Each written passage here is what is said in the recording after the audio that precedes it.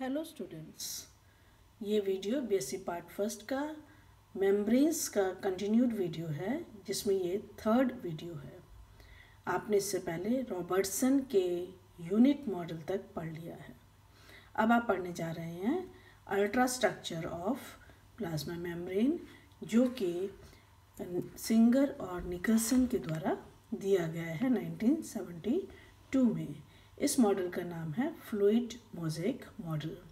अब इसके अंदर हम क्या देख रहे हैं कि जो हमारी लेयर्स अभी तक बात कर रहे थे कि सेल मेम्ब्रेन में 3 लेयर्स ट्राइपार्टाइट स्ट्रक्चर की बात की जाती थी, यहाँ वो बदल जाती है। यहाँ बात करते हैं लिपिड लेयर और प्रोटीन लेयर्स की।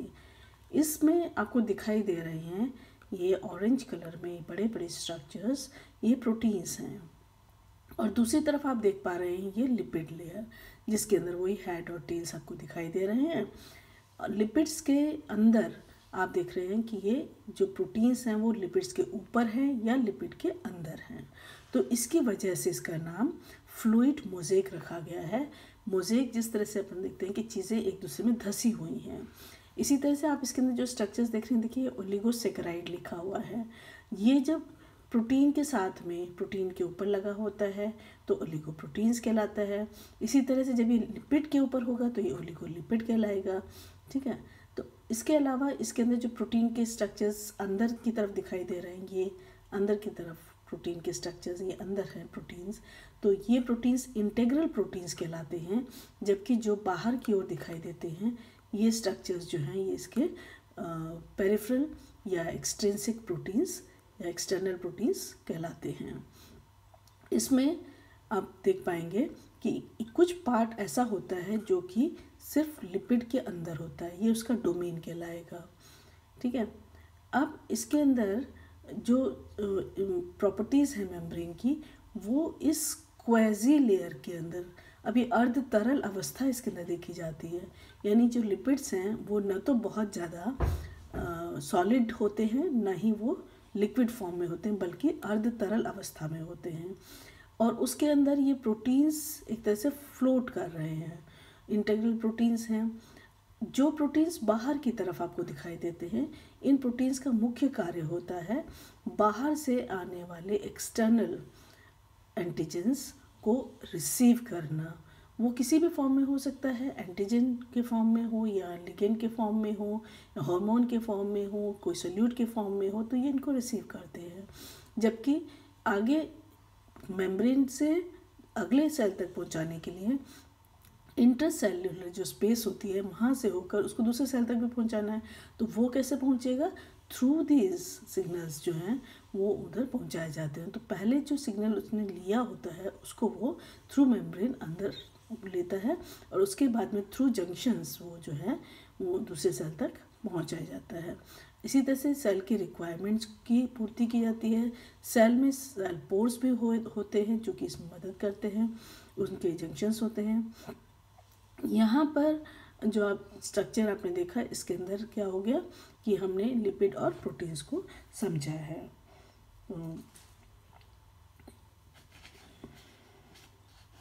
प्लाज्मा मेम्ब्रेन जो है वो सिंगर एंड निकलसन का जो दिया हुआ मॉडल है वो सबसे ज़्यादा फेमस और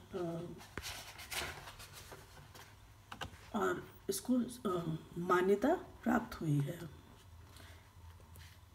यहाँ पर इसी मॉडल को थोड़ा सा और समझा दिया, जिसके अंदर प्रोटीन्स जो हैं वो दिख रहे हैं कि वो बायलेयर में है। और इधर यहाँ हम देख पा रहे हैं ये इसके डोमेन्स हो गए।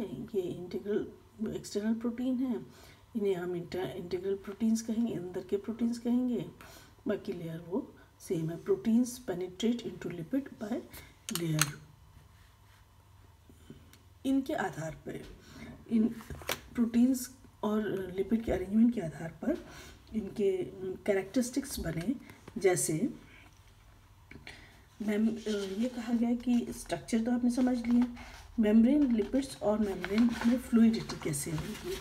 तो ये जो स्ट्रक्चर है, अगर ये माना जाए कि ये बहुत हार्ड है, इसके अंदर के ट्रांजिएंट लेवल्स रहते हैं जिसके अंदर 0 से 60 डिग्री के बीच में मेम्ब्रेन अपने आप को परिवर्तित करती रहती है। तो बहुत हार्ड में से भी कोई ट्रांसमिशन नहीं हो सकता और बहुत तरल अवस्था से भी कोई ट्रांसमिशन नहीं हो सकता, कोई ट्रांसपोर्ट नहीं हो सकता। इसीलिए इसमें एक अर्ध तरल अवस्था बनी रहती है जिसमें ये ट्रांसपोर्ट मैकेनिज्म जो है मेम्ब्रेन कर पाती है। फिर जो चीज़ें हैं, जो एक्सपेरिमेंट आपने पहले पढ़ा था उसके अंदर आपने देखा था कि दो सेल्स जो हैं वो आपस में फ्यूज़ किए जा सकते। तो फ्यूज़न कैसे हो पाएगा? फ्यूज़न तभी पॉसिबल है जबकि इसके अंदर फ्लूइडिटी मेंटेन रहेगी। प्रोटीन्स जो हैं वो वाहक का कार्य करेंगे और उसके बाद में उसको फ्यूज़ करेंगे। इसके बाद जल्दी से ख़त्म करते हैं। यहाँ पे ये जो फ्रीज एचिंग टेक्निक है, इससे ये समझ में आया था कि देखिए जो हम 3 लेयर्स की बात करते हैं वो 3 लेयर्स ना होकर ये 2 लेयर्स में ही है, जिसके अंदर प्रोटीन की एक लेयर बन जाती है और दूसरे को हम लिपिड की बात करते हैं। तो ये अंदर के जो सर्फेसेस हैं ये फ्रीज फ्रैक्चर से ही हमें समझ में आते हैं कि ये आधे धंसे हुए अंदर की तरफ हैं और आधे ये बाहर के मेम्ब्रेन की। तो ये आउटर पार्ट है और ये इनर पार्ट है। अब यहाँ पे हम देख रहे हैं specialisations of plasma membrane. Plasma जैसे इसके अंदर आप देख रहे हैं कि ये भी प्लाज्मा मेम्ब्रेन का एक सेल यहाँ है और ये यहाँ से हम दूसरी सेल की बात कर सकते हैं। तो ये माइक्रोवाइलाई का मतलब जो फोल्ड्स होते हैं, ये सीधी लेयर ना होकर ये फोल्डेड फॉर्म में है और उसके ऊपर लगे हुए छोटे छोटे सीलिएटेड स्ट्रक्चर्स हैं। जनरली जो जैसे किडनी के सेल्स हुए या इंटेस्टाइन के सेल्स हुए, स्टमक के सेल्स हुए, उसके अंदर इस तरह के माइक्रोवाइलाई पाए जाते हैं जो कि एब्जॉर्प्शन को बढ़ाने का कार्य करते हैं। ये न्यूक्लियस है विद न्यूक्लियोलस हो गया। अब इसके अंदर क्या देख रहे हैं हम, ये हमें जो स्पेशलाइजेशन दिख रहे हैं प्लाज्मा मेम्ब्रेन के, वो ये माइक्रोवाइलाई के फॉर्म में अपनी देख ली। दूसरा जो है ये माइक्रोवाइलाई का मतलब क्या समझा, फिंगर लाइक प्रोजेक्शंस। यहाँ पर आप देख रहे हैं ये स्ट्रक्चर्स जोन्युला ऑक्लूडेंस, जोन्युला एडहेरेंस, डेस्मोसोम, गैप जंक्शन, ये स्ट्रक्चर्स भी हैं। तो यहीं पर इसको थोड़ा सा मैग्नीफाई करके बताया गया। जोन्युला ऑक्लूडेंस देखिए यहाँ पर है, जोन्युला एडहेरेंस ये वाला स्ट्रक्चर है और गैप जंक्शंस ये जो छोटे छोटे बहुत सारे लेकिन टाइट जंक्शन ये बनाते हैं। ठीक है, स्पेसेस जो है उसमें गैप पाया जाता है। कभी भी दो सेल्स जो है एक दूसरे से चिपके हुए नहीं होते हैं, बल्कि उसमें वेरिएशंस देखने को मिलते हैं। लगभग गैप जो है वो उसमें बना रहेगा।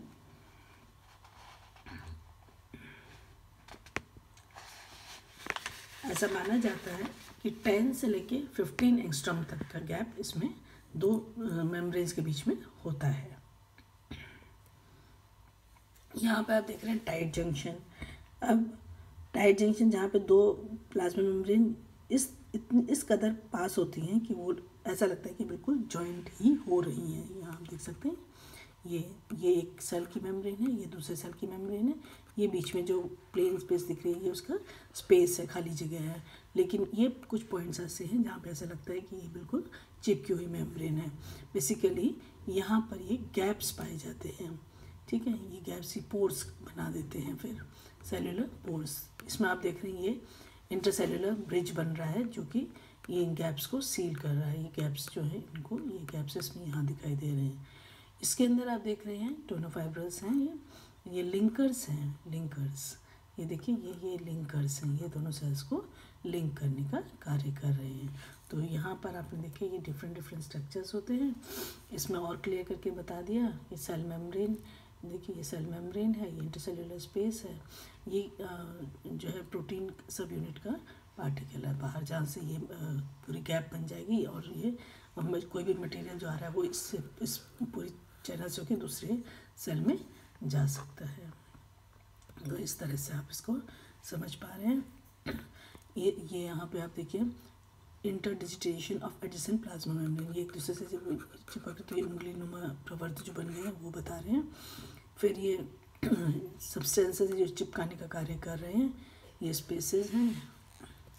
और इसके साथ अपन इसको ख़त्म कर रहे हैं। Hope you would have understood this membranes chapter. अगर ट्रांसपोर्ट ऑफ मेम्ब्रेन आपके कोर्स में रहेगा तो मैं उसको कंटिन्यू करूँगी, अदरवाइज़ ये यहीं पर ख़त्म हो रहा है।